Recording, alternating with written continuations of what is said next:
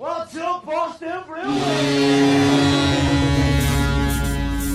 Boston Bruins! What is going on, you guys? It is your boy Jesse Almeida here on YouTube and on Beantown today, and today we are doing another reaction video. We're doing a reaction to a trade that your Boston Bruins has just officially made.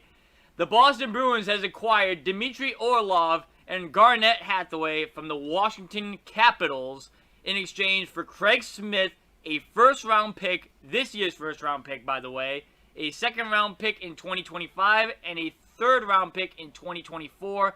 They're also getting somebody from the Minnesota Wild, and they're giving a fifth-round pick there to get that guy. I believe the dude is 26 years old. Don't mind me, I forget the name off the top of my head. You guys will know who it is. Instant reaction to the trade. It's a lot to give up. There was a lot to give up for these two guys for sure, but I do like both of these guys. Dmitry Orlov is 31 years old. He's got 1 year left in his contract, so it's a rental. He will become an unrestricted free agent at the end of this year. But I think the Bruins are only paying for 25% of his salary for the remainder of the way. So that's a good thing. And they're getting Garnet Hathaway, who's a right winger, who's 6'3" and is a monster. He's physical as hell from times that I've watched him in a Washington Capital uniform when I would go to games. Orlov is a very good defenseman as well himself. I like the moves all around here, but my issue here with the trade is not giving up Craig Smith. Craig Smith was having a down year, and that contract has looked bad, I'd say, since the end of last year on. Because at the beginning of the year last year, he played pretty decent. But I would say towards middle to the end of last year to now, that deal has not looked good for the Bruins. So the fact that they got rid of his contract while not even really paying Hathaway and Orlov is a great thing, right? That will allow you to open up cap space at the end of the year this year to do some moves just in case, God forbid, if Bergeron and Krejci do end up retiring for the Boston Bruins. The thing I don't like, right, are the picks that we gave up. Now, the reason why I don't like the picks that we gave up is because, in my opinion, if you're going to give up that many picks, if you're going to be willing to part ways with that many picks, I'm getting Jacob Chitrin of the Arizona Coyotes. He's 24. He's a beast. If I'm giving up that many picks, I'm getting a guy who's young and has a stable contract and is a two-way player. That's the only reason why I'd be okay with giving up that many picks. I don't mind them giving up this year's first-round pick. The reason why I'm okay with them giving up this year's first-round pick is because we are the best team in the NHL, okay? That is going to be pretty much a second-rounder, all right? That's number one. Number two, I know they've been saying that this year's draft is going to be loaded, but at the end of the day, if you reach, what is it, pick 30 or whatever the last pick is in the NHL, right? Most of those players are probably going to be gone, right?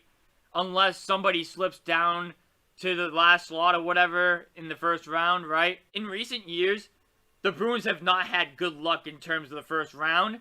They trade off the first round pick for these two guys here who are solid pieces in the NHL and are good players.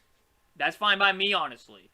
My problem is the second round pick from 2025, and I'll even say the third rounder in 2024. There was a deal with Columbus where they were going to give up the first and the third round of this year, which is a lot too. But at the end of the day, I feel like those two picks, if everything goes wrong, which I don't think it will in terms of this team has pushed all the right buttons so far. If, God forbid, though, something did go wrong, then they don't have any of those picks in the future. So that's my only concern there.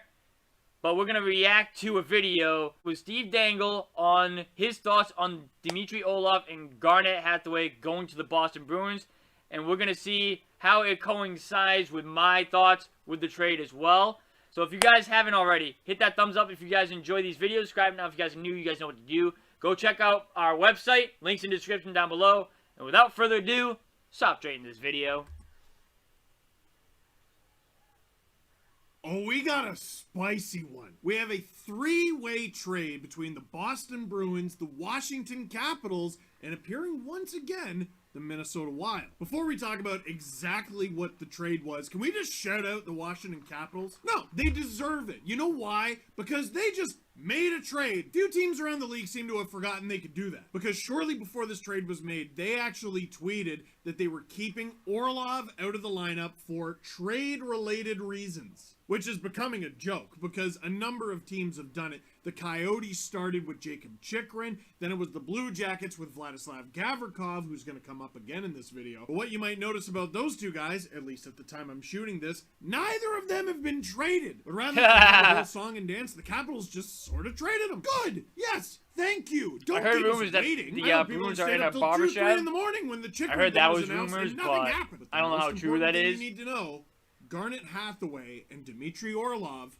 are Boston Bruins. Before we break it down, think you know which way it's going to go? Head on over to Sports Interaction. When the puck drops, Sports Interaction has you covered pre-game, live betting on all major sports, and prop bets. Want to bet? Go to sportsinteraction.com/SDPN and download the Sports Interaction app, but only if you're 19 plus. Please play responsibly. So, like I mentioned off the top, this is a three-way deal, and it's kind of convoluted the way this happened. One insider had this little bit, another insider had this little bit, another insider was completely wrong. I feel like we knew Orlov was going to the Bruins like 20 minutes before we knew Minnesota was even involved. But as usual, cap-friendly to the rescue. I don't know what I would do without them. I don't know what you would do without them. I don't know what any of us would do without Cap Friendly. So here's what they have to say. All in all, the Bruins get three pieces here. They get Garnet Hathaway from the Washington Capitals, Andrei Svetlikov, who began this trade with the Minnesota Wild, and Dmitry Orlov at 25% because the Capitals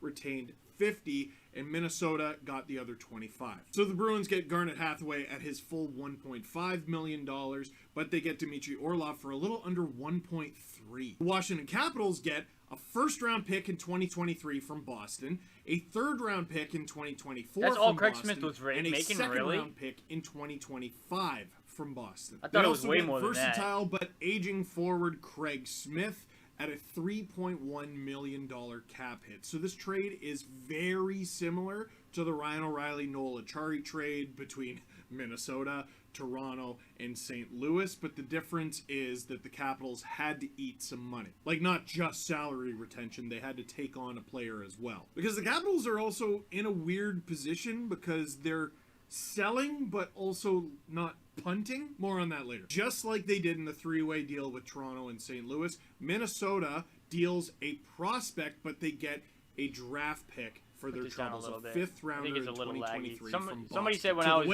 doing Minnesota videos live that it was lagging a little bit, so I'm going to try and put it on a lower quality. I'm sorry if the quality sucks on the screen, but fifth rounder in 2023, that's it. The Capitals get Craig Smith, a first, a second, and a third. The Bruins get Garnet Hathaway, Dmitry Orlov, and prospect Andrei Svetlikov. Right off the bat, you know I cheer for the Toronto Maple Leafs, but objectively, I love this deal for the Boston Bruins. And these guys are unreal at trade deadline acquisitions. They really are. Don Sweeney's a legend at the trade deadline. This is our favorite type of year for Bruins fans. Any other team in the league acquire Boston Bruins. No team acquires player that exactly match their identity like Boston does. Garnet Hathaway is going to be a huge problem for teams in the playoffs. Yeah, Not like they were ever going to have a walk in the park with the Bruins, who are well in first place in the first place. Hathaway's like your... I tweeted this, okay? I tweeted this. If you guys don't follow my Twitter is in the description down below also. I am ready to make a take on the Bruins. Alright? I'm ready to make a take. And the people that are watching this video live are getting my take first. You ready? I'm ready to say it.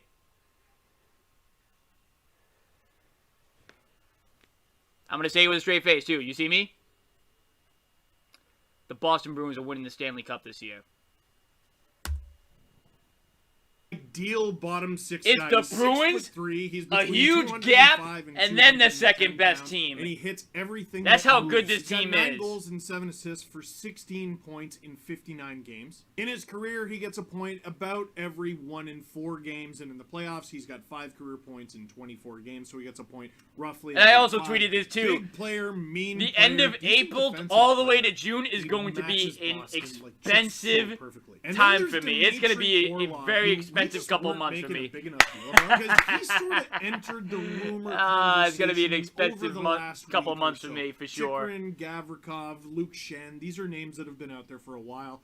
All of them linked to the Bruins at some point, by the way. But Orlov is, it's a match made in heaven. There's another guy who, at least a few times a season, puts someone on a highlight reel with an enormous hit. 3 goals, 19 points in 45 games. Not a huge offensive guy, but a contributor for sure. And he's not going to have as big of a burden in Boston as he had in Washington. And for a defender who is taxed with as much as he does and does as much as he does, he's only taken 10 penalty minutes this season, which is 5 minor penalties, which is genuinely difficult for a top 4 defenseman to pull off. Oh, and 23 points in 74 career Stanley Cup playoff games. Oh, by the way, Hathaway was with the Flames when it happened, but Dmitry Orlov is a Stanley Cup champion. He won it in 2018 with the Caps. Adding Orlov to McAvoy and Lindholm and Clay the Bruins, man, it's gonna be a miserable time. It was already going to be a miserable time, and now it's just even worse. Not to mention, between Brad Marchand licking someone 2 different times and Hathaway getting suspended for spitting on Eric Branson, they have cornered the market on players with mucus-related infractions, which is, ironically, nothing to sneeze at. We'll see what happens with Garnet Hathaway, who is a pending UFA at the end of the season, but, I mean, who cares about the end of the season? The Bruins have the end of the season, and that's that they win the cup. But it's been reported from several different insiders, including STPN's own Chris Johnston, that Orlov appears to be a pure rental. I mean, the Bruins seem exactly like the sort of team who would find a way to that's why I'm worried about the picks who was too. Already making $5.1 million. If he has a good stretch run with the Bruins, if he has a good playoff, and they win, I don't see how he makes much less than that. Then there's the Washington Capitals, who were in a playoff spot in the East like last week. They're getting Ovechkin back. That's huge. Not quite sure what they're up to, because they're not out of the playoff picture, and I don't think they should stop trying to make the playoffs. This was the start of a rebuild, I think, for Washington. It looks that's what it looked like for me. That's brutal. I wonder if they flip one of those picks, especially the Boston one, who, let's be honest, we're expecting that pick to be 29, 30, 31, 32.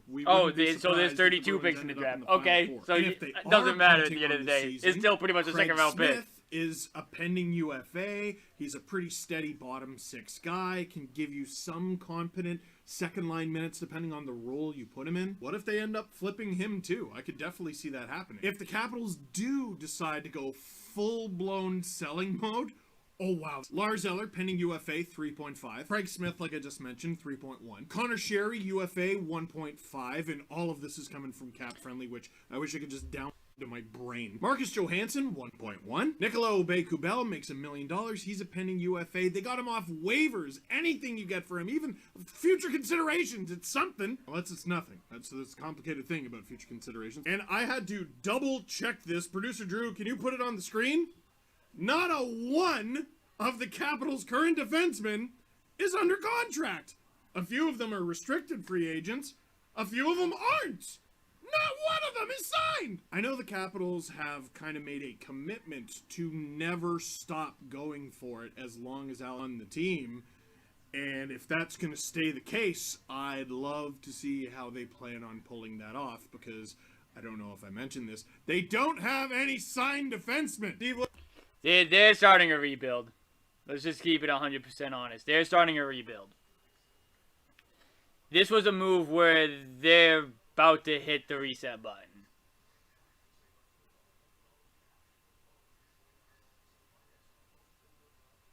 I'm sorry, I feel bad for the Capital fans and all that, but that's what it looks like to me, at least.